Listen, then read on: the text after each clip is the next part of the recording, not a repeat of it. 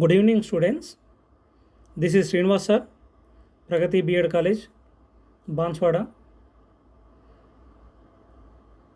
Welcome to Pragati College of Education, Durki, affiliated to Telangana University, Nizamabad. ఈరోజు మనము BEd సంబంధించినటువంటి syllabus structure, course structure గురించి discuss చేద్దాము.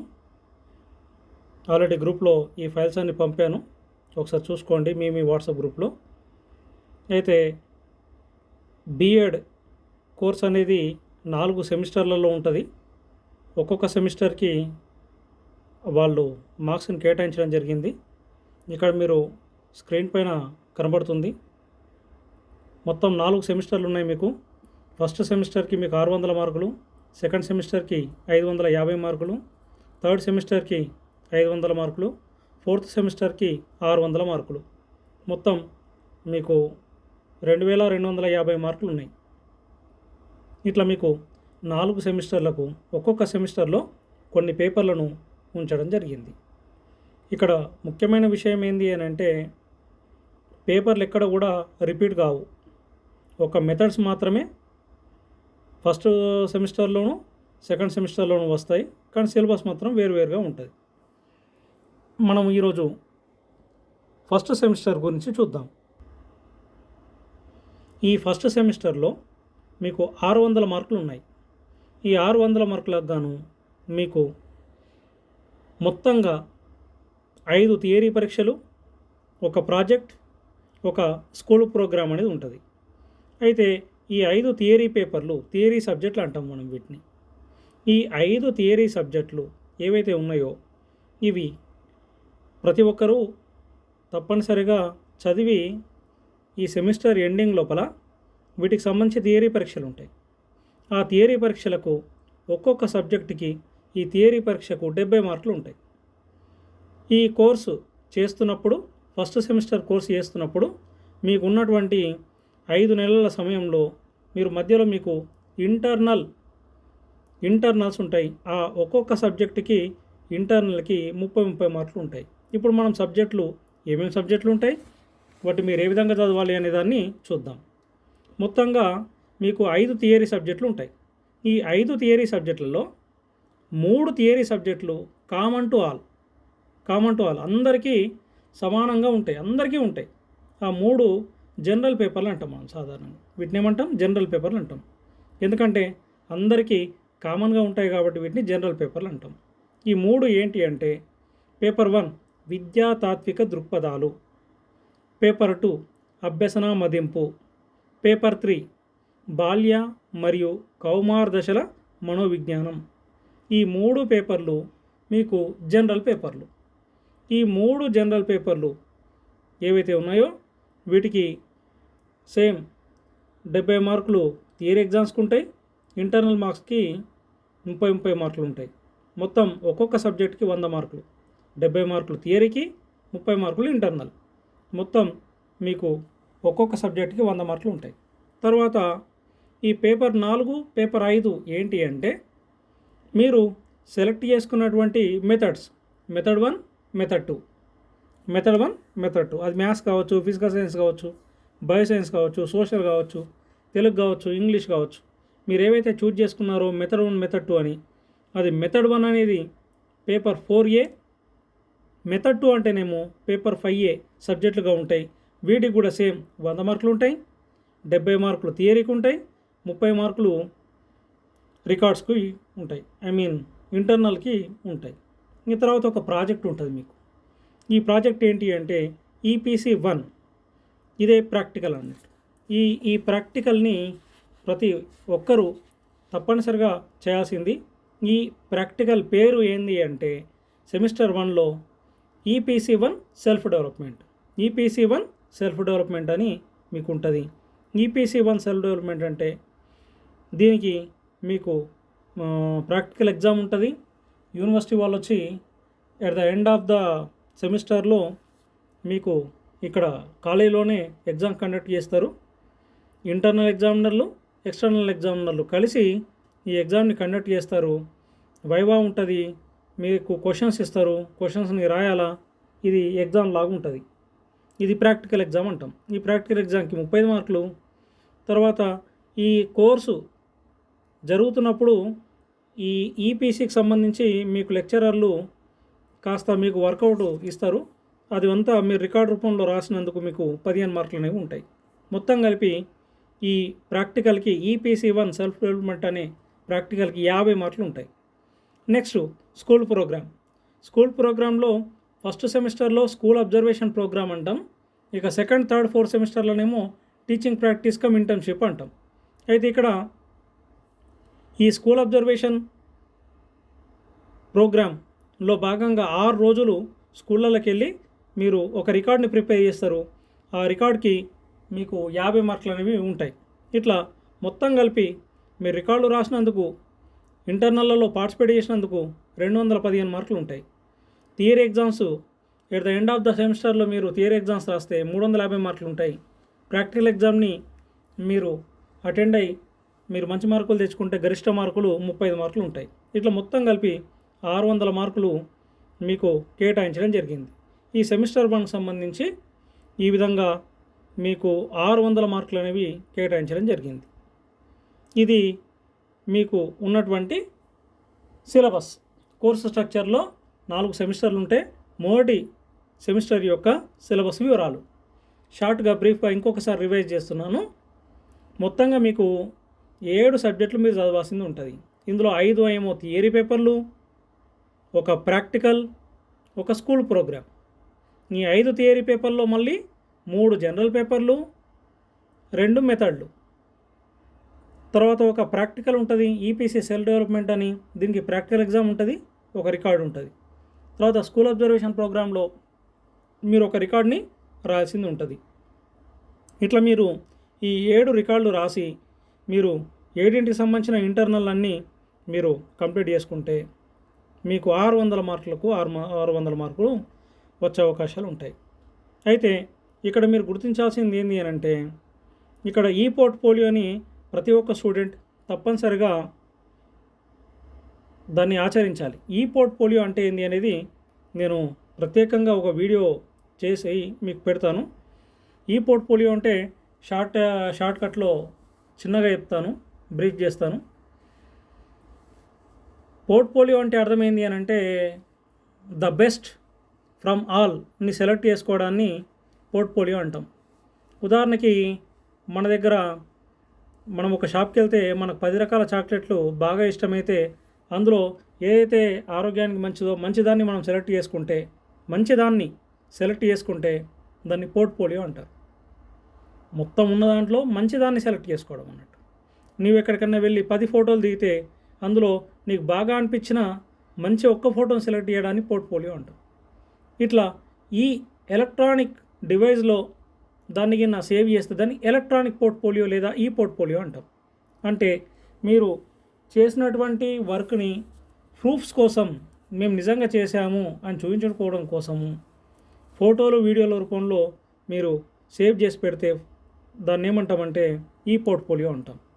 For example ఇక్కడ మీకు ఇంటర్నల్స్ ఉన్నాయి. ఇంటర్నల్స్కి 30 మార్కులు ఉన్నాయి.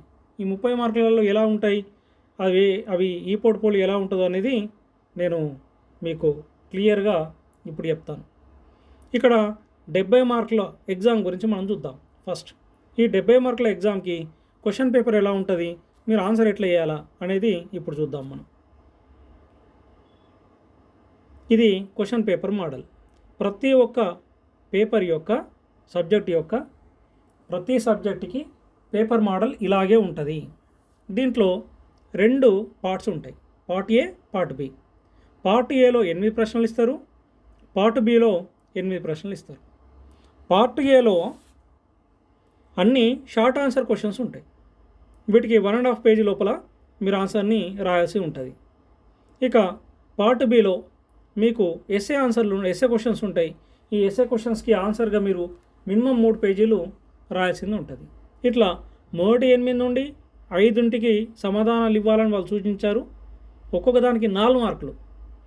5 ప్రశ్నలకు నువ్వు సమాధానాలు ఇస్తే ఒక్కొక్క ప్రశ్నకు సమాధానంగా 4 గరిష్ట మార్కులు ఇస్తే నీవు 5 ఆన్సర్లు రాస్తే 5 4 20 మార్కులు నువ్వు పొందొచ్చు.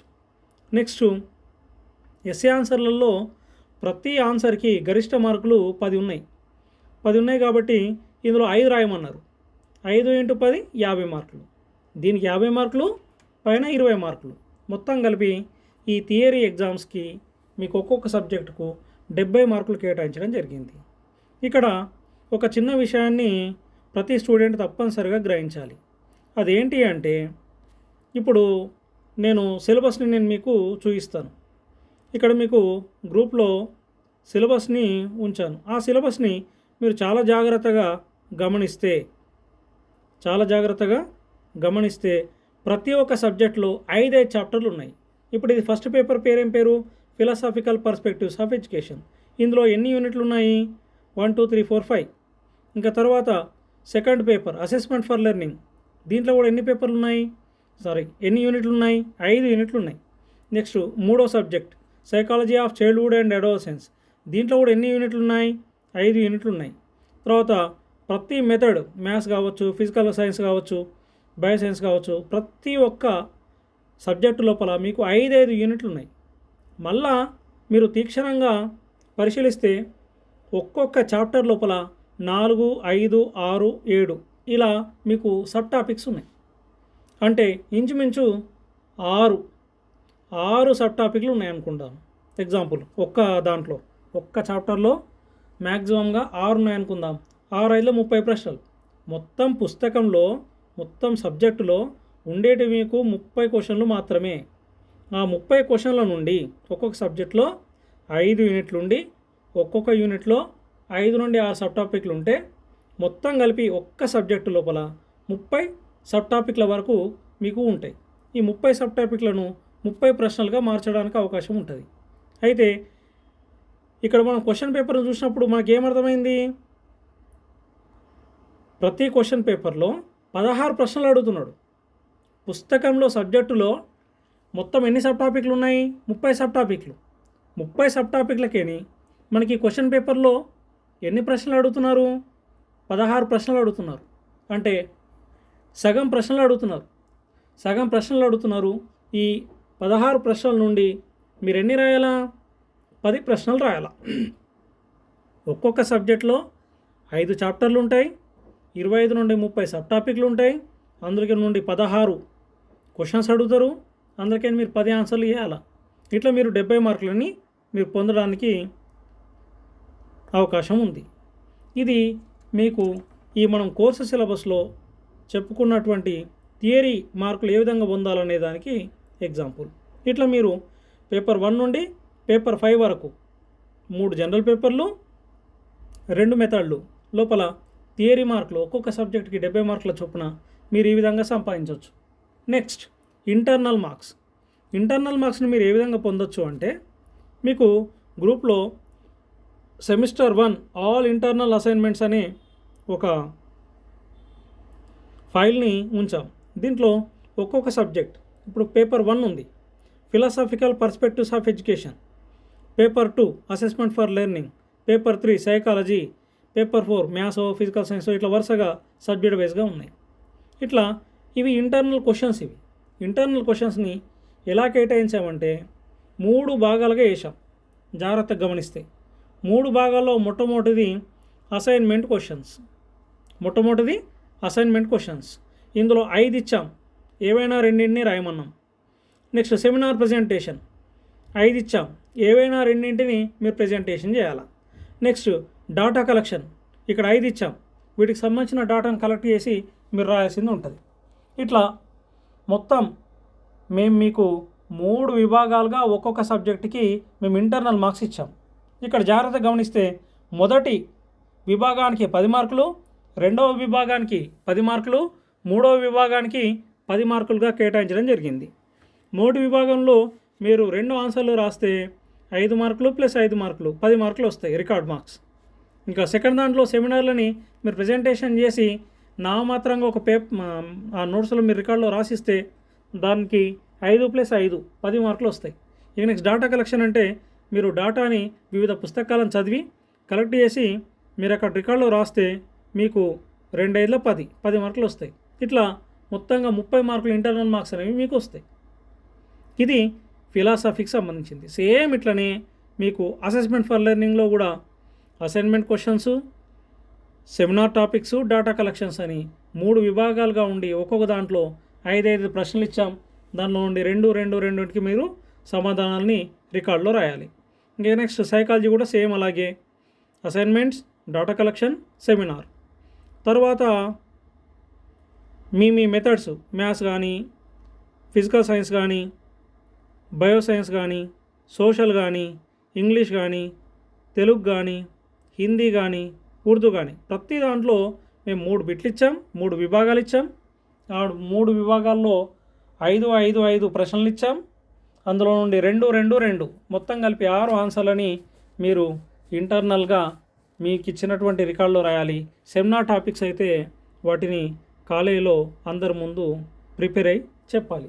ఇట్లా మీరు చెప్పినందుకు అలా చెప్పేటప్పుడు సెమినార్ ఉందనుకోండి, సెమినార్ చెప్పేటప్పుడు మీరు ఏం చేయాలి, దానికి సంబంధించిన ఫోటోలు, వీడియోలు దాన్ని మీ ఫోన్లలో సేవ్ చేసుకొని వాటిని మన కాలేజీ కంప్యూటర్ ఉంది, ఆ కాలేజీ కంప్యూటర్లో మీ పేరు మీద ఫోల్డర్ ఉంటుంది. ఆ ఫోల్డర్లో మీరు దాన్ని మొత్తంగా మీ ఫొటోస్ అనే సబ్జెక్ట్ వైజ్గా ఫోల్డర్లలో మీరు సేవ్ చేసి ఉంచాలి. ఎక్స్టర్నల్ ఎగ్జామినర్సు మీకు మార్క్స్ వేసిన తర్వాత మోడరేషన్ చేయడానికి వచ్చినప్పుడు వాళ్ళు ఈ పోర్ట్ఫోలియోలో మీరు నిజంగా చెప్పారా లేదా చెక్ చేసుకున్న తర్వాత వాళ్ళు మార్కులని మేము వేసిన మార్కులని మేము మా పిల్లలు కదా అని 30కి 30 వేస్తే వాళ్ళు ఈ పోర్ట్ఫోలియో మిగతా రికార్డు అంశాలన్నీ చూసి నిజంగా వేసిర్రా, నీట్గా ఉందా, అవన్నీ చూసి మార్కులు ఉంచవచ్చు లేదా తగ్గించవచ్చు. కాబట్టి ఈ ఇంటర్నల్ మార్క్స్ అనేవి మీ చేతుల్లో ఉన్నవి. అది మీరు మంచి మార్కుల కోసం ఇప్పుడు బయటకు వెళ్తే విద్యా వాలంటీర్ కానీ బయట ఉన్న ఏవైనా ప్రైవేట్ సెక్టర్లో కానీ మార్క్స్ చాలా అవసరం. మార్క్స్లో ఎక్కువ పర్సెంటేజ్ ఉంటేనే మీకు బయట సమాజం లోపల మీకు మంచి ప్రయోజనం కలుగుతుంది. కాబట్టి ఇంటర్నల్ మార్క్స్ అస్సలు తగ్గించుకోవడానికి ప్రయత్నం చేయకండి. రికార్డులను చాలా నీట్గా రాయండి. రికార్డు రాసే విధానం ఏందో మేము క్లియర్గా చెప్తాము. చెప్పినట్టుగా రాయండి. రికార్డు రాసేటప్పుడు మేమే కొత్త రికార్డులను ఇస్తాము. రికార్డులలో నీట్గా ఆల్రెడీ బైండింగ్ చేసినవి ఉంటాయి. మీరు బైండింగ్ చేసుకుంటే ఎక్కువ ఖర్చు అవుతుంది. ఒక్కొక్కరు ఒక్కో రకంగా బైండింగ్ చేపిస్తే యూనిఫార్మిటీ ఉండట్లేదు. దానివల్ల బాగా డబ్బులు ఉన్న వాళ్ళు చాలా బాగా చేస్తున్నారు, పాపం డబ్బులు లేని వాళ్ళు నామమాత్రంగా చేస్తున్నారు. అట్లా తేడాలు అనేవి కనబడుతున్నాయి. దీనివల్ల యూనిఫార్మిటీ కనబడట్లేదు. కాబట్టి మేమే నామమాత్రపు ఫీజుతోని మేమే అందరు కలిపి చేపిస్తున్నాము, ఎలాంటి లాభాపేక్ష లేకుండా. మీకు బైండింగ్ ఎంత ఖర్చు అవుతుందో అట్లా అయ్యేటట్టుగా 7 రికార్డుల కంటే మీకు ఇంచుమించు ₹400, ₹420 మీకు బైండింగ్కే పోతుంది. మళ్ళీ A4 సైజ్ పేపర్లు మళ్ళీ పైన రాయడము దీనికంటే కష్టమవుతుంది. కాబట్టి మేమే మళ్ళీ పేపర్లు కొనుక్కొని A4 సైజ్ పేపర్లు అన్నీ సెట్ చేయడము ఇవన్నీ ఇబ్బంది అవుతుంది. కాబట్టి మేమే నామమాత్రం ఫీజుతోని రికార్డులు ఇస్తాము, అందులో రాయండి. ఆ ఒక్కొక్క రికార్డు లోపల రాసేటప్పుడు ప్రతి పేపర్కి మీరు రాసే ప్రతి పేపర్కి బార్డర్ ఉండాలి. 4 సైడ్ల బార్డర్ ఉండాలి. 4 సైడ్ల తప్పనిసరిగా బార్డర్ ఉండాలి. ప్రతి ఒక విద్యార్థికి మేము ఎలా నేర్పిస్తామంటే మీరే కొత్తగా పాఠ్యపుస్తకాలను తయారు చేసుకోవడానికి వీలుగా ఏదైతే నాలెడ్జ్ ఉంటుందో ఆ నాలెడ్జ్ని నేర్పించి మీరు కొత్తగా మీ పనిని రాయడానికి మేము నేర్పుతాము. అట్లా ప్రతి పేపర్కి తప్పనిసరిగా బార్డర్ కొట్టాలి. 4 సైడ్స్ బార్డర్ కొట్టాలి. బార్డర్ కొట్టి రాయాలి. ఈ బార్డర్లని మీరు పెన్స్తో కానీ, స్కెచెస్తో కానీ, మార్కర్లతో కానీ, పెన్సిల్తో కానీ, బ్లాక్ పెన్తో కానీ దేనితోనైనా కొట్టుకోవచ్చు. ప్రతి పేజీకి తప్పనిసరిగా మీరు పేజ్ నెంబర్ వేయాలి. పేజ్ నెంబర్లు వేసిన తర్వాత ఇండెక్స్లో ఏ సబ్ టాపిక్ ఏ పేజీలో ఉందనేది క్లియర్గా చూపించాలి. ఇండెక్స్ అనేది చాలా ముఖ్యం. ఇండెక్స్ని నీట్గా రాయాలా. ఇండెక్స్లో పేజ్ నెంబర్లని తప్పనిసరిగా సూచించాలి. తర్వాత డిక్లరేషన్ ఫామ్ ఫిలప్ చేసి సైన్ చేయాలా. సర్టిఫికేట్ ఫామ్ మీద మొత్తం నింపి ఆల్రెడీ ఉంచాలా. పైన మీ వివరాలు పూర్తిగా రాయాలా. ఏ సబ్జెక్టో ఆ సబ్జెక్ట్ వివరాలు నీట్గా రాయాలా. అలా రాస్తే మీరు రికార్డ్ సబ్మిట్ చేసేటప్పుడు వచ్చినప్పుడు మళ్ళీ ఇక్కడ అన్ని ఫిలప్ చేసుకోవాల్సిన అవసరం ఉంటుంది. ప్రతి చెక్ చేసుకున్న తర్వాతనే తీసుకుంటారు. కాబట్టి ఇంటి దగ్గరనే అన్ని కంప్లీట్ చేసుకొని నీట్గా 1-2 సార్లు చెక్ చేసుకున్న తర్వాతనే కాలేజీకి తీసుకొచ్చి సబ్మిట్ చేయాలి. This is all about internal. ఈ రకంగా మీకు ఫస్ట్ సెమిస్టర్ సంబంధించి